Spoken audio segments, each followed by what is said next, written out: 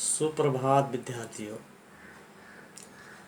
आज आपको हिंदी व्याकरण में कल हम चले थे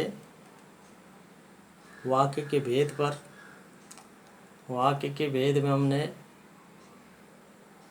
मुख्य भेद दो थे, रचना के आधार पर और अर्थ के आधार पर। हम रचना के आधार पर वाक्यों के भेद को जान रहे थे। साधारण वाक्य या सरल वाक्य,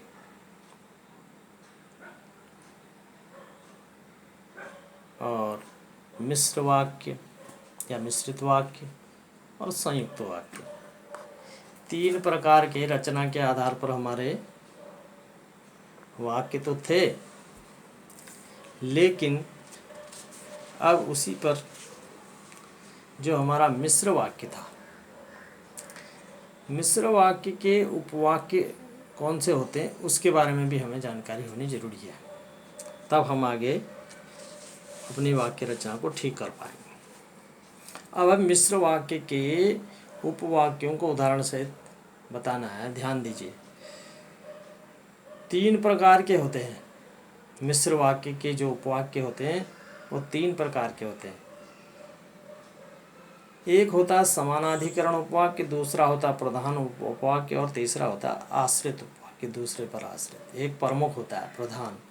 ठीक है, अब पहले समानाधिकरण उपवाक्य पर जाना है। अब ये क्या है? वे वाक्य जो उपवाक्य तो होते हैं, ऐसे उपवाक्य देखो, उपवाक्य होते हैं परंतु स्वतंत्र एवं समान महत्व के होते हैं। कैसे होते हैं? स्वतंत्र भी होते हैं और समान महत्व वाले भी होते हैं। तो ऐसे वाक्यों को समानाधिकरण उपवाक्य कहते हैं। जैसे वह पढ़ता है और खेलता है। पढ़ता भी है और खेलता भी है, दोनों काम कर रहा है। पढ़ाई का भी महत्व है, खेल का भी महत्व है। ठीक है, तो इसलिए वे वाक्य जो उपवाक्य तो होते हैं परंतु स्वतंत्र एवं समान महत्व के होते हैं, उन्हें समानाधिकरण उपवाक्य कहते हैं। तो उदाहरण के बतौर ये हो गया, जैसे वह पढ़ता है और खेलता है। अब दूसरा आता है मिश्र वाक्य का दूसरा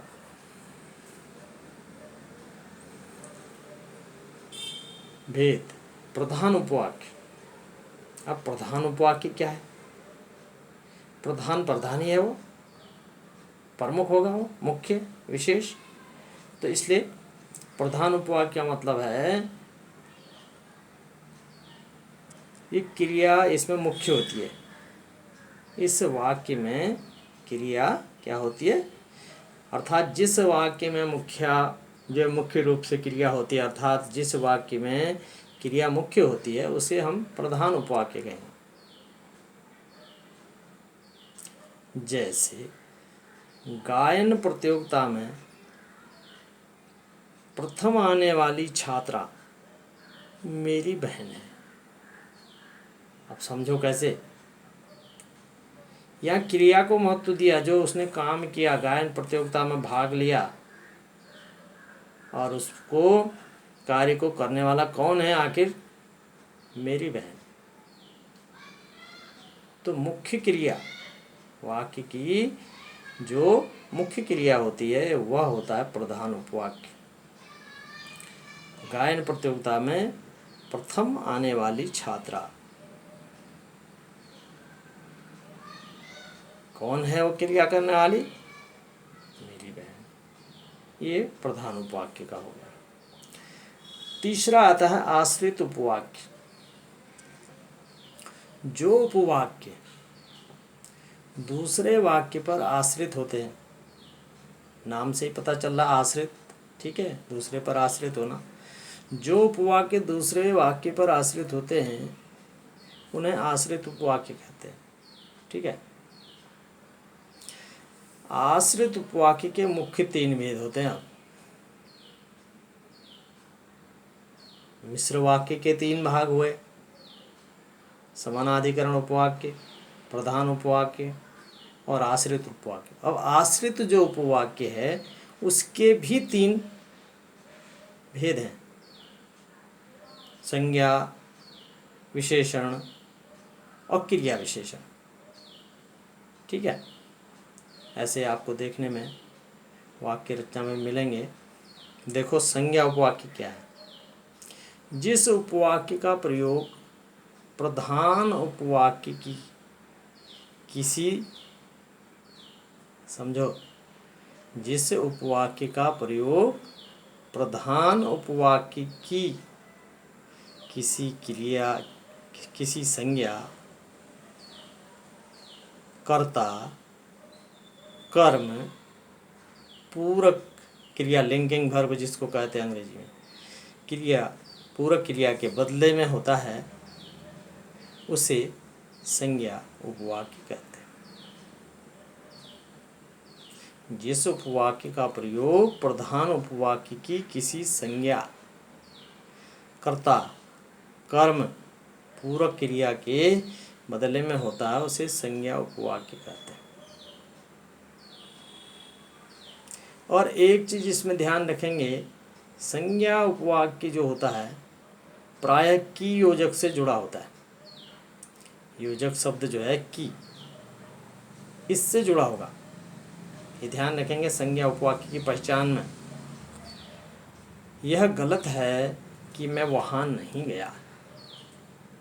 ठीक है, कि अगर हमें परिभाषा में ध्यान दिया है तो इससे हम अनुमान लगा लेंगे कि भाई संज्ञा उपवाक्य की से जुड़ा है। उसके बाद वाला संज्ञा उपवाक्य है जहाँ की का प्रयोग हुआ है। यह गलत है कि मैं वहाँ नहीं गया, मैं वहाँ नहीं गया, ये संज्ञा उपवाक्य है, और ये इससे हमने अनुमान लगा लिया। अगला आता है विशेषण उपवाक्य।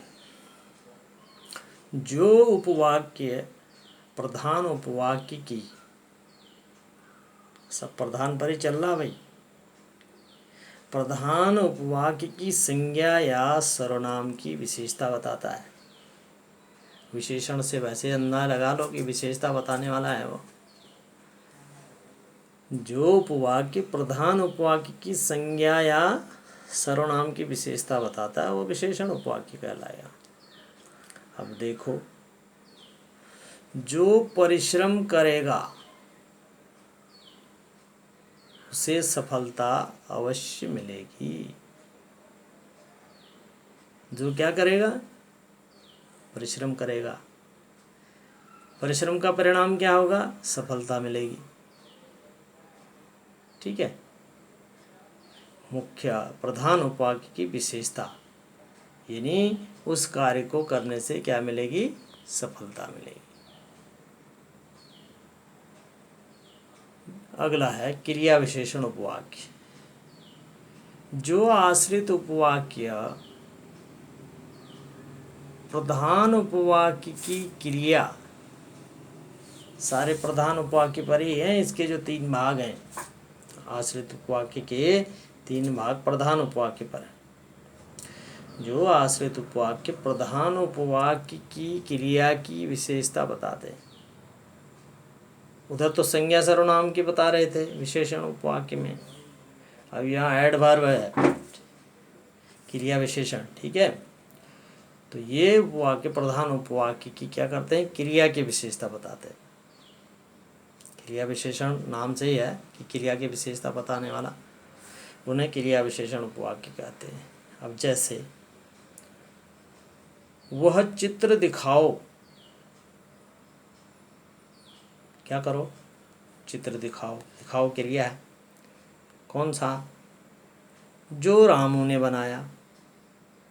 जो रामू ने बनाया अर्थात उस चित्र की विशेषता है, वह चित्र दिखाओ। जिसको किसने बनाया? रामू ने बनाया। तो ये क्रिया विशेषण उपवाक्य हो गया। तो ये जो क्रिया विशेषण उपवाक्य है इसके भी 5 भेद होते हैं। ठीक है, क्रिया विशेषण उपवाक्य के 5 भेद होते हैं। कालवाची, एक तो काल समय की जानकारी, ठीक है। जब वर्षा हो रही थी तब मैं घर में था, अर्थात वर्षा होते समय कहाँ था, मैं घर में था। स्थानवाची, जहाँ तुम पढ़ते थे वहीं मैं पढ़ता था, यानी स्थान की जानकारी, जहाँ तुम पढ़ रहे हो वहाँ मैंने भी पढ़ा। और रीतिवाचक, जैसा आपने बताया था वैसा मैंने किया है, जैसा कहा है वैसा किया, रीति जो चली आई है। परिमाणवाची, जितना पढ़ोगे उतना ही ज्ञान बढ़ेगा, ठीक है। माप, परिणामवाची, यदि पढ़ोगे तो उत्तीर्ण होगे, परिणाम उसका रिजल्ट है, क्या अच्छे काम का जो नतीजा अच्छा, बुरे काम का बुरा, तो इसका जो परिणाम होगा, यदि पढ़ोगे तो उत्तीर्ण होगे। तो इस प्रकार से अभी हम रचना के आधार पर जो हमारी वाक्य रचना चल रही थी उसी पर अभी हम चल रहे हैं, और इन्हें भी सुंदर लेख में आप लिख लेंगे। जहाँ कल कार्य किया था उससे आगे सुंदर लेख में कक्षा कार्य की कॉपी में लिखना है और ठीक से याद भी कर लेना है।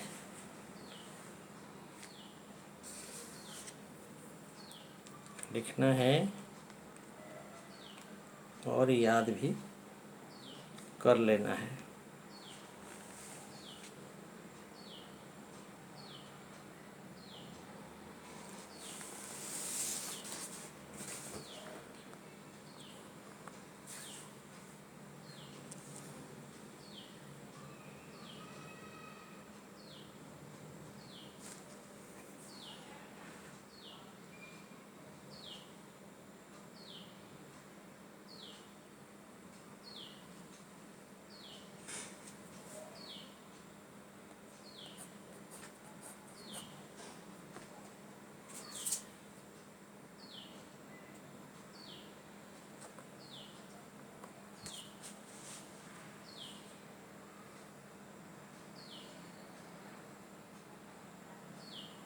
धन्यवाद। सही जानकारी आगे देंगे। अर्थ के आधार पर वाक्य के भेद